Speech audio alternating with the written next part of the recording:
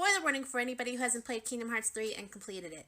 I have to wonder if I feel a lot better about the ending of KH3 had Kairi played a more significant role throughout the series. Before you jump on me, this is not a Kairi hate video. I think she's an adorable, precious princess who deserves our protection, but still.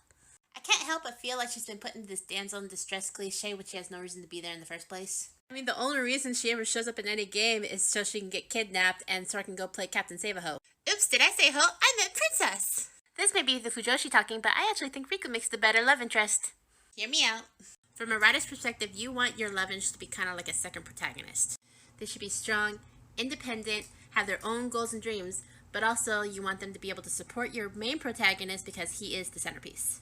The reason being is that if you make a love interest weaker than your main protagonist, they essentially just become an annoyance. For example, the relationship between Sora and Riku is much more fleshed out, and it shows a way more of their character development.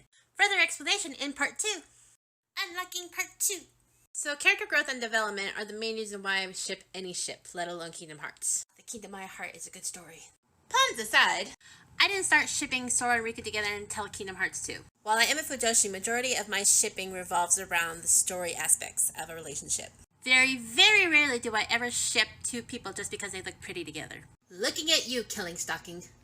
KH1 and Chain of Memories did a good job of kicking Kairi in the love interest area. But when KH2 rolled around, suddenly Kairi's existence meant very little to me.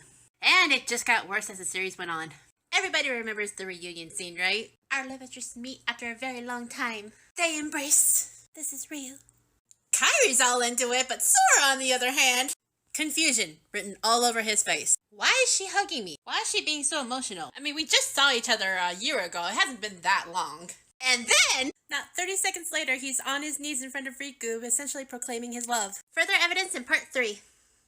Roxas, you ready for part 3? So after that delicious spark of Soriku and KH2, the writer and the Fujoshi side of me decided to merge together and recreate the story to make a beautiful headcanon. If you guys have read my gender-bent KH series, you pretty much know where I'm going with this. I painted Riku as the jealous childhood friend who secretly had feelings for Sora from the very beginning. But when his friendship with Sora started taking a backseat to him and Kairi, things got a little dark. Since he couldn't separate the two, Riku started using Kairi as bait to get Sora's attention. And thus the rivalry was born. That wasn't enough for Riku, so he concocts his plan to have an adventure with Sora. But Sora, being the oblivious, adorable dork that he is, invites Kairi along, pissing off Riku just a little bit. And thus, darkness was born. He opens the door, asks Sora to join him in the darkness. What about Kairi? Kairi's coming with us. Liar. We can't let fear stop us, Sora. Riku! As darkness swallows Riku's heart, his Keyblade passes down to Sora, the one person who resonated with Riku's heart the most. And then KH1. Want more? Continue part 4. It is 3 o'clock in the morning, but I can't stop once I've started. Sora and Riku, Why I Ship It, part 4. The events that happen between KH1 and Dream Drop Distance are essentially the building blocks of the Soriku relationship. In my headcanon, Riku already had feelings for Sora, but Sora was still focused on Kairi. Or so we thought. Chain of Memories never happened for Sora. It does not exist to him. His last memories are of Riku disappearing behind the door to darkness.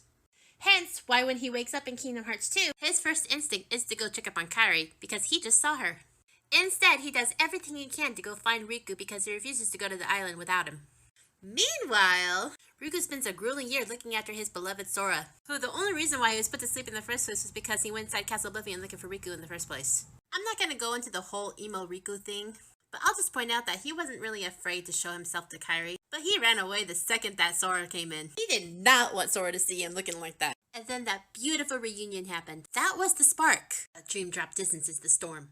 I'm praying I can fit this all into one last video. Part 5! There is a reason why I call Dream Drop Distance the Soriku game. And that's because it has the most Soriku evidence out of any of the other games. Without even a second's hesitation, Sora and Riku decide to leave Kairi back on the island where she belongs. Sorry, that was mean. I love Kairi, I'm sorry. Anyway, they go to Yansen, who insists that they take the Mark of Mastery exam. And while Sora feels offended, Riku is still hesitant about the whole darkness thing. And Sora, being the adorable, supportive boyfriend, agrees to take the Mark of Mastery exam just so Riku could prove what a badass he is.